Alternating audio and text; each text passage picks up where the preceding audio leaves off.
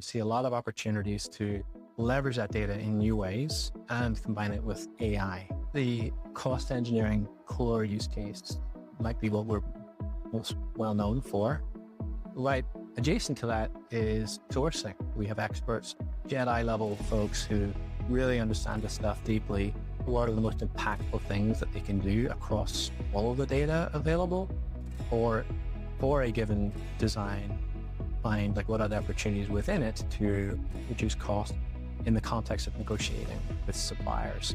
An AI version of that is able to leverage all of that data, highlight those insights. What are the most impactful things that can be focused upon? Where are the opportunities for savings in the sourcing activity? And then taking that playbook set of tactics for negotiating ideally with the supplier in order to get the best possible price, the best mutual outcome. So that's just one example, and we're working on that concept and other concepts or use cases across the whole product development lifecycle and manufacturing.